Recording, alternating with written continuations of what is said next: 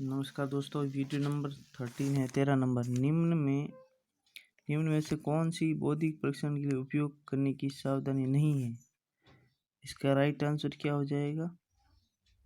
B, बुद्धि का व्यक्तिगत आकलन परीक्षण, छात्र के बीच एक संतुलित बातचीत।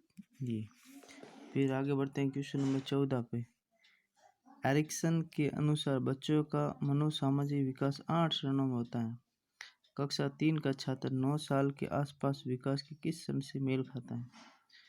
ये कह रहा है कि एरिक्सन के अनुसार बच्चों का मनोसामाजिक विकास 8 चरणों में होता है। कितने चरणों में होता है? 8। एक कक्षा 3 का छात्र 9 साल के आसपास विकास किस चरण में था? तो इसका राइट है प्रश्न बनाम हीनता। प्रश्न बनाम क्या है? हीनता। क्वेश्चन नंबर है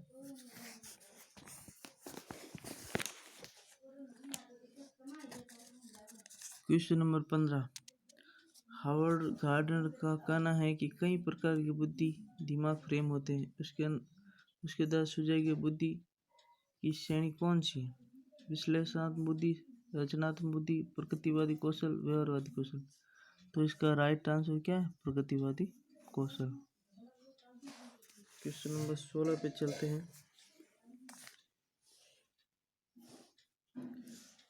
हमारे देश में कई बच्चे एक से अधिक भाषा बोलते हैं। निम्न में से पता लगे कि 2 भाषा बोलने वाली क्षमता वाले बच्चों के लिए सही लाभ क्या है? इसका आंसर क्या होगा? उपरोक्त सभी। अवधारणात्मक गठन में सुविधा होगी, विश्लेषणात्मक में सुविधा होगी, संज्ञानात्मक लचीलापन में सुविधा होगी। फिर क्वेश्चन नंबर 17। एक अधिगम विकलांगता जिसमें लिखावट में कठिनाई शामिल है कहलाता है? ये अधिगम विकलांगता है जिसमें लिखावट में कठिनाई शामिल है, क्या कहलाता है? डिस्ग्राफिया। क्या है ये? डिस्ग्राफिया।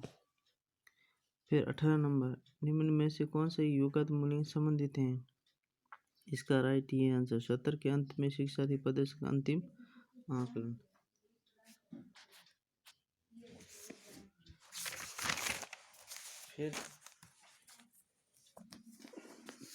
फिर आगे है सवाल नंबर 19। समावेशन शब्द का मतलब विशेष शैक्षणिक आवश्यकता वाले बच्चों को खाली जगह नियमित कक्ष में शिक्षित करना है। तो इसका पूरा समय देना पड़ेगा, क्योंकि विशेष आवश्यकता है। ज़्यादा समय देना, सर्वाधिक समय नहीं, गलत है। कुछ समय ये भी गलत है, किसी समय नहीं, पूरा समय देना पड़ेगा। फिर आगे बढ़ते हैं सवाल नंबर 20। एक भाषा शिक्षक कक्षा में कविता का विवरण समझाकर कक्षा में कविता पढ़ा रहा है और छात्रों को स्पष्टीकरण से निष्कर्ष निकालने या व्यापक विचार करने के लिए कह रहा है। ये एक उदाहरण है। तो इसका आंसर क्या? आज्ञानात्मक तर्क है, क्योंकि एक शिक्षक पहले क्या कर रहा है? कविता का विवरण समझा कक्षा में कविता पढ़ा रहा है, पहले उदाहरण दे रहा है और फिर बाद में निष्कर्ष। तो आज्ञानात्मक, पहले उदाहरण होता है फिर नियम की तरह। तो कौन सा है? आज्ञानात्मक तर्क। फिर सवाल नंबर 21।